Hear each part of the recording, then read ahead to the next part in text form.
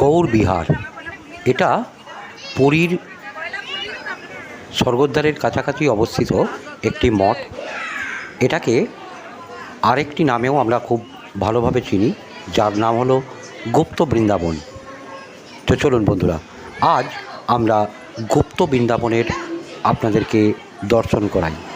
এখানে বহু পৌরাণিক কাহিনীর চরিত্র এবং তাদের ভাস্কর্য রাখা হয়েছে, যেমন রামায়ণ এবং মহাভারতের বিভিন্ন চরিত্রকে এখানে ভাস্কর্যের মাধ্যমে ফুটিয়ে তোলার চেষ্টা করা হয়েছে, যা দেখে আপনার মন মুগ্ধ হবেই। পুরীতে এসে যদি এই গুপ্ত বৃন্দাবনের দর্শন যদি আমরা না করতাম, তাহলে হয়তো আমাদের পুরী ঘোরার সার্থকতা থাকতো না। তো আজ এখানে আমরা ঘুরতে এসে খুবই আনন্দিত এবং অভিভূত হয়েছি। তো বন্ধুরা, আপনারা দেখতে থাকুন গৌড়বিহার বা গুপ্ত বৃন্দাবনের বিভিন্ন ধরনের যে ভাস্কর্য শিল্প আছে সেগুলো দেখতে থাকুন। বন্ধুরা, ভিডিওটা স্কিপ করবেন না, সম্পূর্ণ ভিডিওটা দেখুন, আশা করি আপনাদের ভালো লাগবে। অনেকেই হয়তো এই গুপ্ত বৃন্দাবনে ঘুরতে এসেছেন পুরীতে আসার পরে, আবার অনেকের হয়তো এটা দেখা হয়নি। তো যাদের দেখা হয়নি তাদেরকে বলবো, আপনারা যদি পুরীতে কখনো আসেন তাহলে অবশ্যই এই গুপ্ত বৃন্দাবনে আসবেন, এসে দেখে যাবেন। তো আজ আপনারা এই ভিডিওর মাধ্যমে দর্শন করে নিন, তাহলে আশা করি আপনাদের একটু হলেও ভালো লাগবে। বন্ধুরা, ভিডিওটি যদি ভালো লাগে তাহলে অতি অবশ্যই লাইক করবেন, কমেন্ট করবেন আর শেয়ার করবেন। আর যারা আমাদের চ্যানেলে নতুন তারা অতি অবশ্যই আমাদের চ্যানেলটা সাবস্ক্রাইব করে আমাদের পাশে থাকবেন।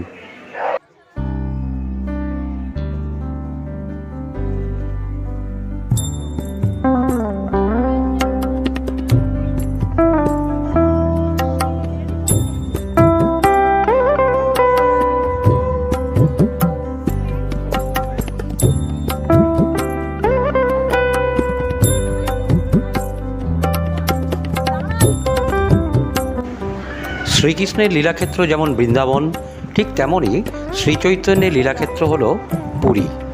তো এই দুই বৃন্দাবন এবং পুরীর সংমিশ্রণেই আমাদের এই গুপ্ত বৃন্দাবনে বিভিন্ন রকমের তার ইতিহাস এবং তার বিভিন্ন রকমের ভাস্কর্যের মাধ্যমে সেই সব লীলাগুলিকে ফুটিয়ে তোলার চেষ্টা করা হয়েছে। পৌরাণিক কাহিনী থেকে জানা যায় যে শ্রীচৈতন্যদেব যখন পুরীতে ছিলেন তখন এই আশ্রমে এসেই তিনি সাধন ভজন করতেন। পরবর্তীকালে তাঁর শিষ্য রমাদাসী তিনিও এই আশ্রমেই সাধন ভজন করতেন।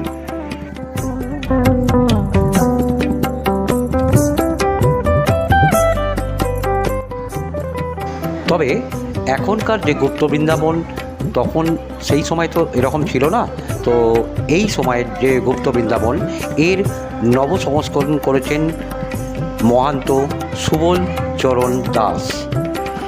এই আশ্রমের ভেতরে প্রবেশ করলে আপনার চোখে পড়বে পুরো সবুজে ঘেরা, চারিদিকে গাছপালায় ভরা এবং শ্রীকৃষ্ণের বিভিন্ন রূপের এখানে মূর্তি রাখা আছে, যেগুলো দেখলে আপনারও মনে পড়ে যাবে পৌরাণিক দিনের যে সকল আমরা শ্রীকৃষ্ণের সম্পর্কে যে সকল তথ্য বা গল্প শুনেছি বা পড়েছি, জেনেছি, সেগুলো আরও চোখের সামনে ফুটে উঠবে। তো বন্ধুরা, আমি যতটুকু তথ্য সংগ্রহ করতে পেরেছি সেটা আপনাদেরকে জানালাম। আর যদি আপনাদের এই তথ্য ভালো লেগে থাকে তাহলে অতি অবশ্যই লাইক করবেন এবং কমেন্ট করে জানাবেন। যদি আপনাদের জন্য কিছু নতুন কিছু তথ্য এই মঠের সম্পর্কে বা আশ্রমের সম্পর্কে যদি আপনাদের কিছু জানা থাকে তাহলে অতি অবশ্যই জানাতে ভুলবেন না।